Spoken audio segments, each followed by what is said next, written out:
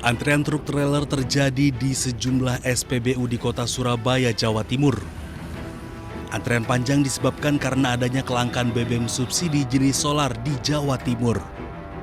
Untuk mengatasi persoalan ini, Wakil Gubernur Jawa Timur Emil Dardak memastikan distribusi kuota solar akan ditambah dari 2,4 juta kiloliter menjadi 2,7 kiloliter. Emil mengungkapkan kelangkaan disebabkan adanya kenaikan pembelian untuk solar di pertengahan tahun 2026, khususnya di jalur-jalur vital logistik dan sekitaran pelabuhan.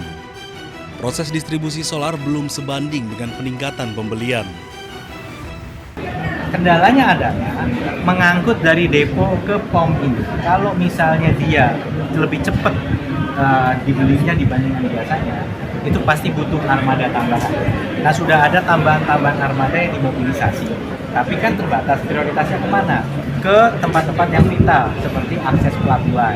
Karena itu kan masalah logistik nih, supaya jangan sampai sembako terganggu. Nah, ini kira-kira rekan-rekan yang dilakukan untuk menstabilisasi pasokan suplai. Jika masih terjadi kelangkaan, pemerintah Provinsi Jawa Timur akan menambah armada untuk pendistribusian serta akan berkoordinasi lebih lanjut dengan BPH Migas dan Kementerian SDM untuk stabilisasi sebelum menambah kuota biosolar bersubsidi. Dari Surabaya, Jawa Timur, Sony Hermawan, iNews melaporkan.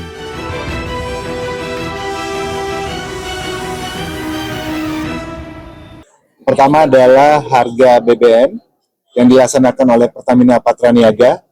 Kami telah melaksanakan penyesuaian untuk Pertamina Dex, Pertamax Turbo, Aftur, dan Dexlite.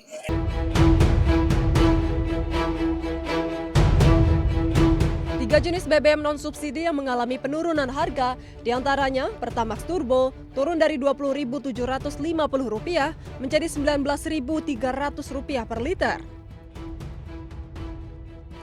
Dexlite turun dari Rp23.000 menjadi Rp19.700 per liter.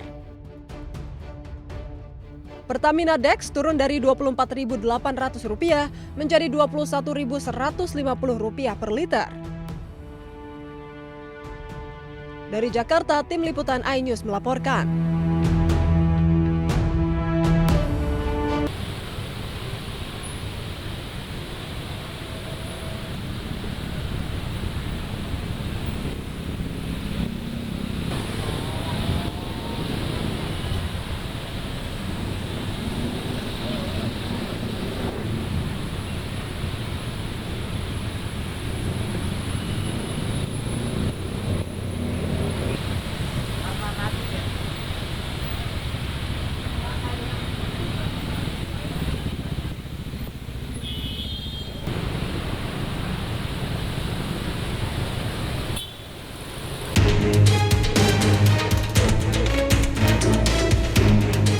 Pesawat jenis Pilatus milik Associate Mission Aviation dilaporkan dibakar di landasan oleh kelompok kriminal bersenjata di distrik Sobaham, Kabupaten Yahukimo, Papua Pegunungan, Kamis pagi.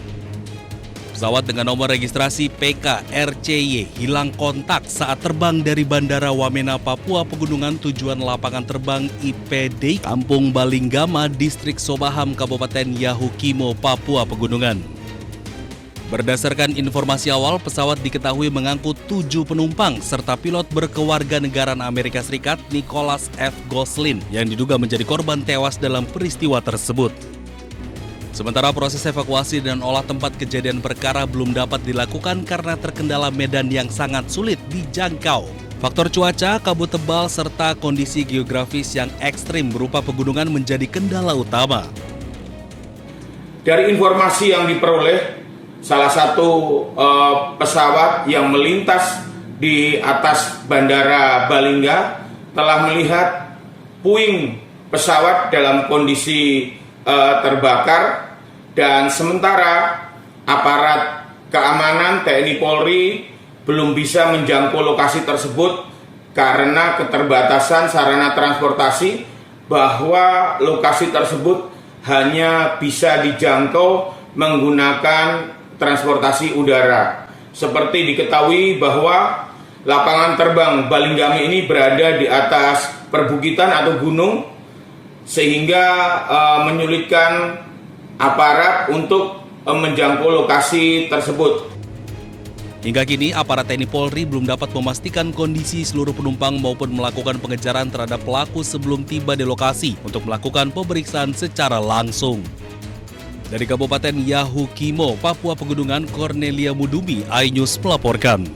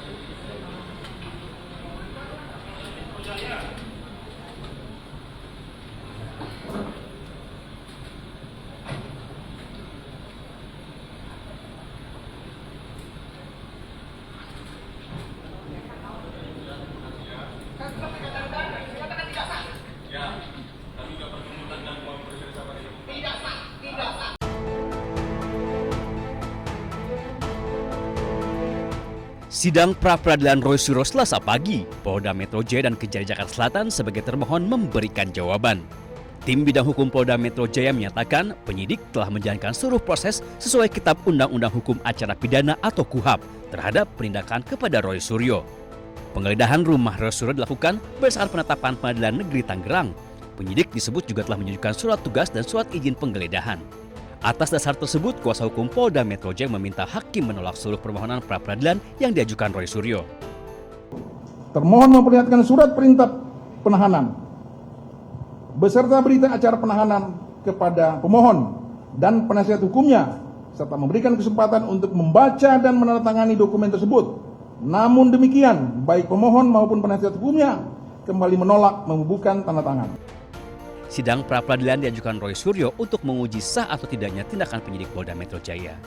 Di Jakarta, Tim Liputan iNews melaporkan.